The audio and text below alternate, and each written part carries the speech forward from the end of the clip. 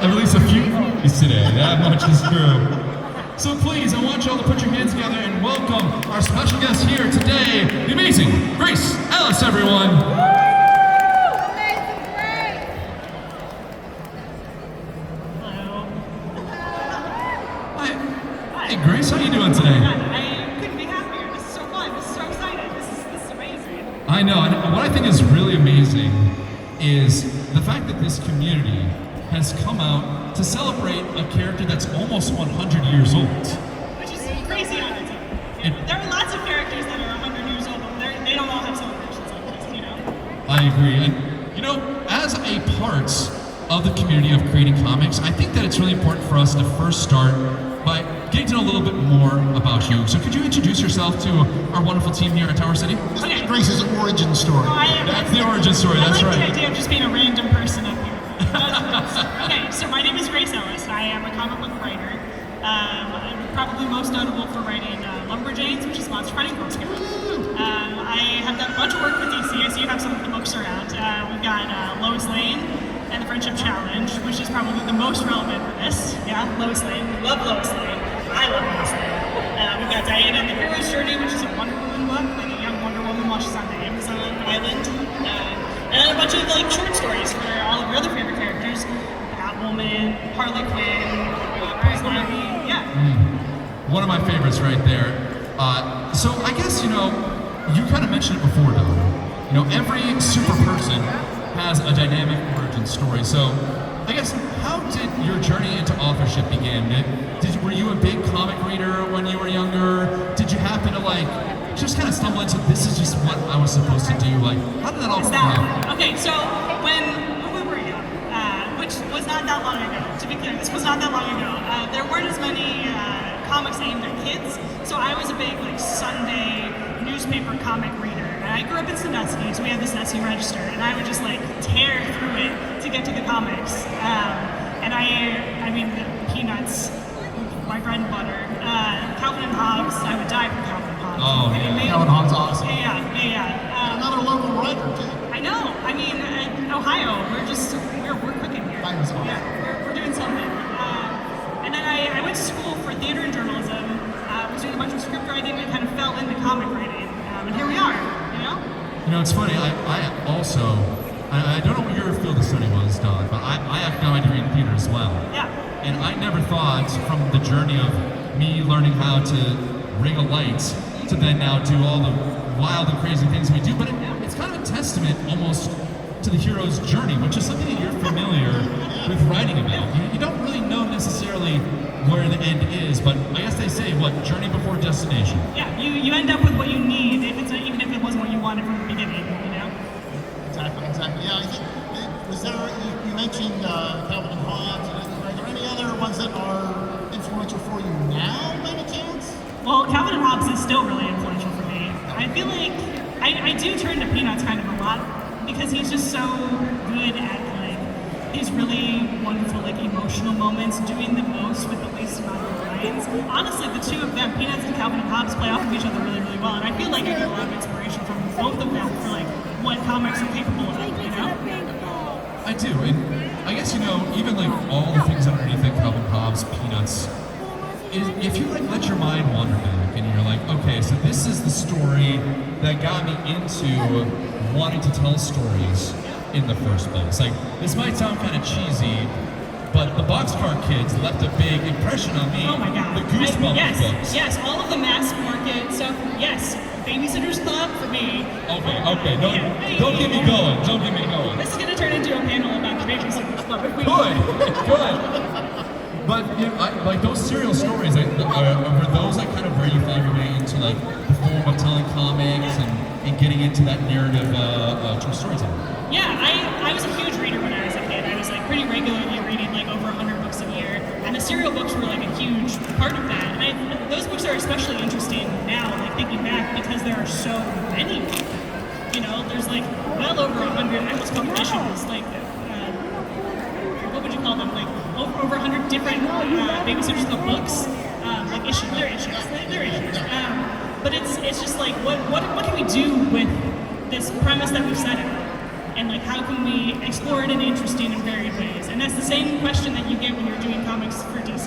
Like we have like a premise set out, and then we have like hundreds of ways that you can work your way through that premise. You know? Yeah, that's a really good way to put it. I think you have the Magic Tree House, and you have the Nancy Drews from back in the day. Okay, well you can't talk about Nancy Drew, otherwise we really will actually be able to. Well, I think one thing that in the time that I've studied you and your authorship, is that you tend to really resonate with the coming of age story. Between Lumberjanes, I mean, I think we're going to dig into Diana and Lois Lane pretty soon. But can you tell us what's the catch about telling the story of youth growing up into finding out who they are, and how does that connect with your identity as authorship? God, that's such a good question. I feel like that's why they pay me the tens of dollars. Well done. Hey, if someone wants to give me a raise, I'm going to argue with them. Where's Perry? Where's Perry? You really earned it today, truly.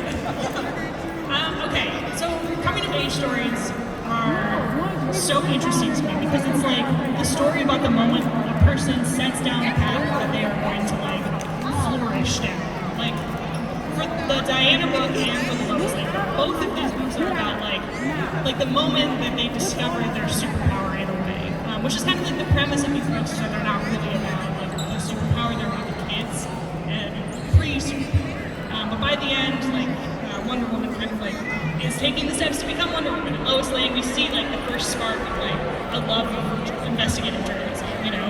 So I feel like when we're thinking about like what makes a good, like interesting layered story, the moment that like a person changes fundamentally forever, it doesn't get richer than that, you know. No, I really like the way that you've sort of given Lois Lane her own origin story here. Many times it seems like she is a supporting character in Superman's story, but there she gets her due, and she's really you see why she does what she does. And then there's a shock and a surprise and a turn of the story. Exactly. But what drew you, or like how did it come about? And I was kind of curious about this as well, Don. How did it come about that you got to take Lois Lane's story and tell it? Yesterday you gave us a little insight at the movie premiere at the Capitol. But I would love to know, when you went to DC and you said, hey, Lois Lane, how does she speak to you? How did you get to take that story and tell it? Well, okay, so there were a couple different pitches before we landed on what the book is. And those pitches involved Superman. They were basically like an early version of like, kind of like the prototypical like Lois Lane Superman story where it's like, well, I'm like, something's up with you and I'm gonna like look into it. But it wasn't quite working, and then DC was like, just take Superman out of it and think about like who is Lois herself. And it just like lit the whole thing up because it's like when you take Superman away from Lois Lane, who is she? Oh, she's like the world's greatest journalist. So like how do you like then roll back from there and wonder like how did she become the world's greatest journalist, you know? And I like the fact in the story that she sort of like, she has all those like conspiracy theories and things like that, and then she learns how to do the investigation and really delve into things. She's a wild horse. She's gotta really do it. And speaking of origins, even today, there could be a moment where someone is discovering themselves in their own writing and the stories that we're telling. And I have my friend Lexi right out here. Everyone say hi to Lexi. Hi, Lexi. Hey, Lexi. So she's going to be out there, and if anyone has a question when it comes to this, you got to work with a major comic book label. Yes. You got to do award-winning, I might say. Indeed. Like the Lumberjane story is award-winning. I would love, like, out there, maybe someone, if you have a question about what it is to maybe get the storytelling, or maybe want to learn more about Grace, her inspirations, her favorite characters. If you have a question, you have a way to interact, I've given Lexi all the power to give away so many prizes right over here. So we want you to ask those questions to help us drive the conversation, because the community is what it's all about, especially in the world of comics.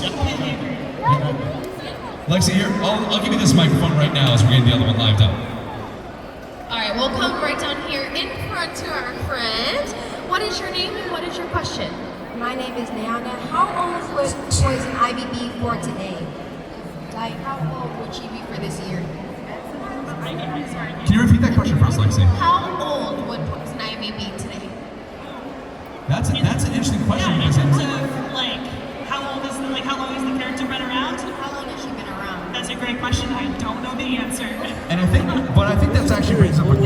story Let's too, go there. right? Because in the world of comics and DC, it's not necessarily about how old they are, because we've established things like a multiverse, and we also, and you did a great job of this too, right? In particular, Traveling. Yes, travel. with YouTube. Diana, YouTube. right? Traveling. We've had years of Wonder Woman's story, but now we get to see her with her Amazonian friends at Themyscira, and we learn more about that journey. So, Yeah, everyone's got their own.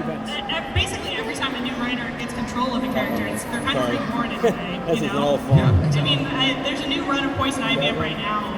There's like a new comic series. I really highly recommend checking it out. She's going on like a I know the one you're talking about. I just cross-country read it, like yeah. demented road trip. It's really fun, and it makes you see this character from a whole new light. You know. No, So I don't know the answer to your question, but I will talk about Poison Ivy some more. No, not no.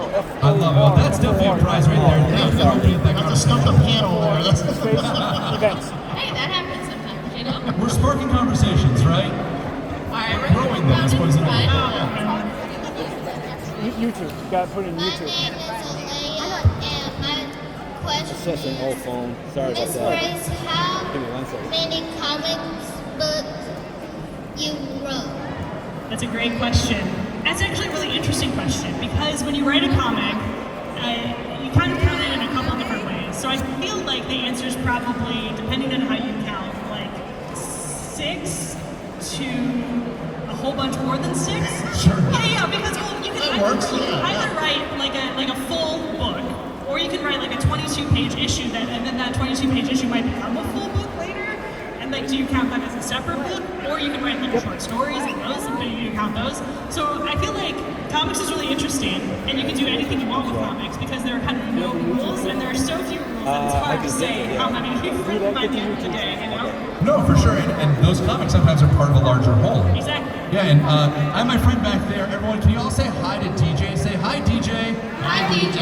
DJ, do me a favor. I don't know if you can do this with the camera right now, but I would love to bring up this. Why don't you get these two friends a prize for a second, Lexi? They're gonna go over there. But DJ, if you can zoom in on this comic, there's something I think that's really cool that I thought you did with this, especially. And I will give a little synopsis of the story. Doug, you want to, since you really slow, you want to kind of describe what the story's about as a quick page or two? Why don't you got the book there, so let's go ahead and bring that up. So, what's cool about this story, it's Diana, and it's the hero's journey, is that right? Yes, that's correct. Yes. Now, she's going on this journey, and as she is, kind of, what I appreciate about this is she had something that happens to all of us. And hands in the air, I'm gonna put my hand in the air right now. Who here has made a mistake when they were young? Who's made a mistake? Who's done a little boo-boo? Never. Never. Never. Well, Diana does just that. But then she has to go on a journey to learn about the hero of Themyscira and the story around that. What I thought was really cool, it kind of brings up to my point of our friend right here about stories being retold over ages and ages. And I'm just going to try to get to a page or two so I can demonstrate this. Donald, vent for me, vent for me. I should have used I did want to ask you, I thought it was interesting, it's an